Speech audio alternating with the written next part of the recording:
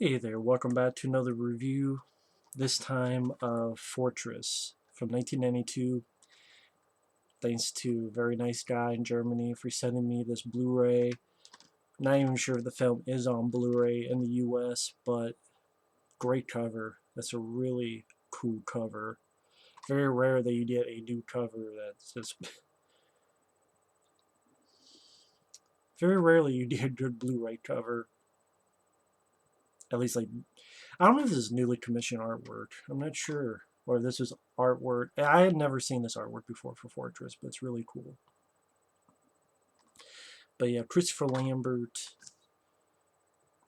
him and his wife, it's in the future where you're not allowed to have more than one child. They want to have one more child because their firstborn died very, very early. And they want the chance for a second pregnancy, but it's against the law. So they're trying to get to Canada, cross the border. And they're trying to trick these guards. At first it's good, but then they get chased. Christopher Lambert gets caught and is sent to a prison, aka Fortress. Futuristic, futuristic prison.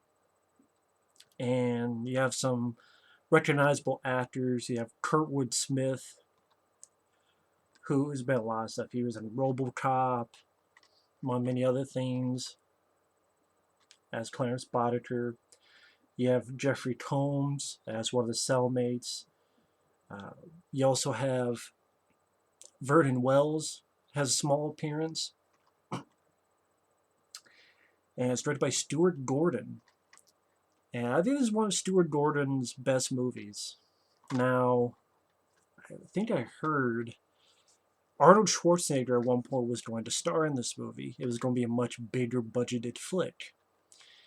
And apparently Arnold was a big fan of Reanimator.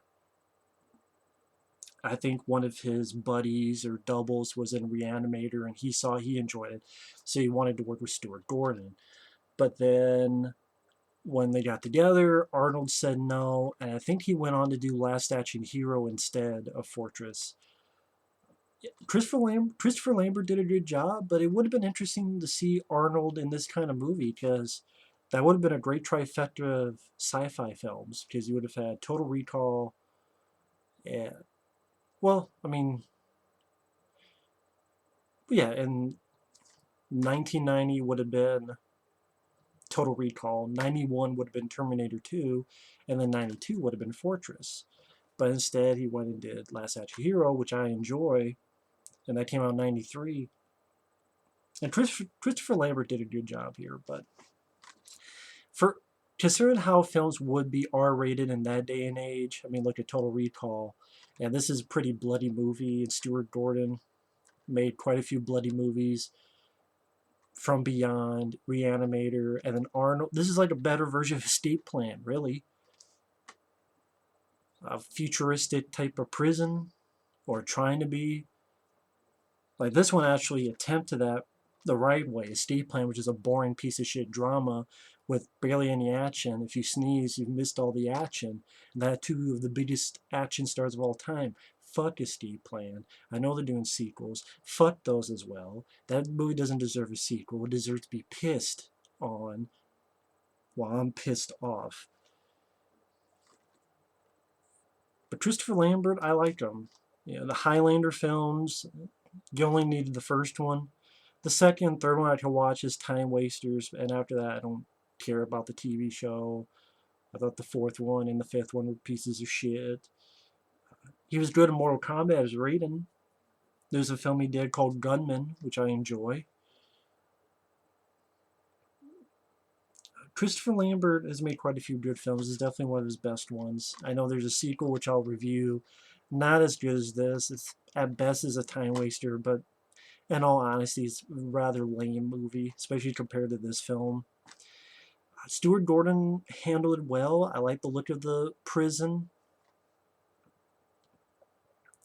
The ideas, they force this stuff into your intestines to limit and control you.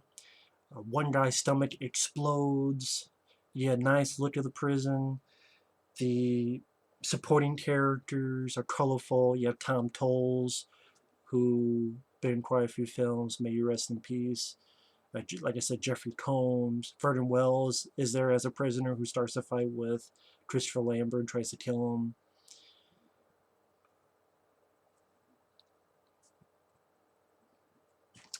At one point, even simple stuff when they're in these laser cages, like simple ideas, and then when they have this knockdown, drag out fight, there's this big cannon that just shoots and blows a hole in Vernon Wells' stomach.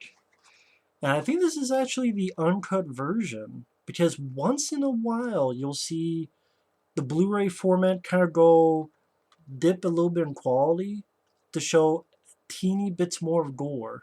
It's not like 5 minutes or anything, but it's like seconds. But still, it's pretty cool. For example, when Jeffrey Combs, when his character gets shot, when he's sitting in the chair, you watch that scene, there's like a little few seconds more bloodiness in it. And this movie goes at a quick pace. It's only an hour and 37 minutes long. Kurtwood Smith, he behaves irrationally because Christopher, I'll just say Lambert. Lambert's wife is also there, and he has a crush on her. So he does things that are like, why is he doing that? But at least there is an explanation of, well, he's a cyborg, and so he's not thinking like a human.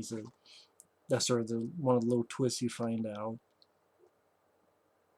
I thought the Loryn Locklin, who played his Lambert's wife, did a good job.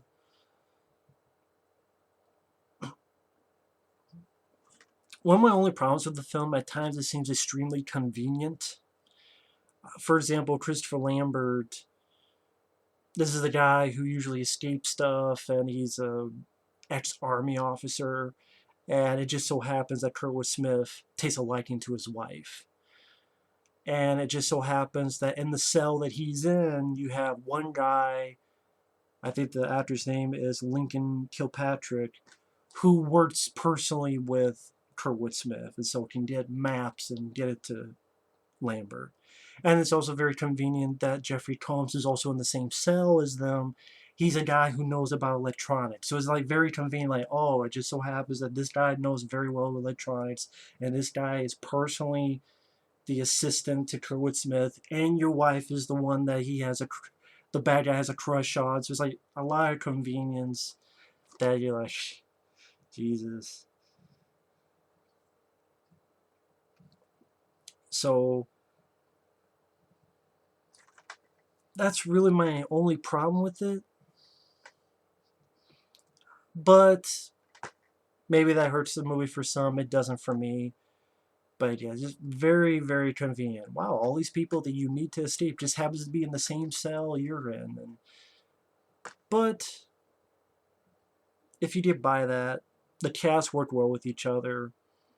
Jeffrey Combs is fun as the guy who knows a lot about electronics when he tells a story about how he got in jail working with these guys to blow up the safe. He's like, shit, man, I blew up the money. That's how he fucked up and got in there. Then cool, I guess I put it cool ideas. These things force into your intestines, and then having to use this thing to pull them out of you just feels like it would hurt. When they escape and you have these, you find out it's kind of what they do with if they take people's babies. They either make them to be like Kurtwood Smith, a cyborg, or maybe even these guys that are just told what to do, and these things are connected to their arm, and they even cut his arm off, and that's how Lambert gets this big fuck you gun, like BFG type of badass gun. And it's just fun to see Lambert, because you really get to see him like this, where it's just like, you riding a gun turret. Thought that was really cool. I know in one of the, I think sometimes if you watch this on cable, they clip the ending. So it's Lambert, his wife, and this other guy, they escape, and then boom, she has the baby. But then the proper ending is this truck that they're in comes alive, tries to kill him, kills his buddy, shoot, gets some flamethrower fun on the truck, fucks it up. Granted, I don't get how the wife gets away because she's in labor, and somehow she crawls away from the barn before it blows up and has birth, and just like that. But so yeah, there's certain logistics that if you can't get by, maybe it ruined the movie for you. But for what they did with a low budget and showing the landscape of the prison, see a little bit in the background, keeping it an hour and 30 some minutes, so decently paced. Christopher Lambert is definitely a unique, I would say unique actor. There's not a lot of people that are like Christopher Lambert. Unique presence. Got some nice, capable actors: Kurtwood Smith, Jeffrey Combs, Tom Tolles, a little bit of Vernon Wells for supporting. The few times you get to see the gore, it goes balls out, which I appreciate. Like when Vernon Wells, his death scene. And I think this even says here, the unrated version in HD, so again, it's only a few seconds long, but still, that's cool. I don't even think that's been released in the US on a DVD. It could be wrong. So that's why I'm glad to have this. Plus, I thought it looked pretty decent in HD to the movie. But you can tell that when it got into the few seconds, there's a little dip in quality.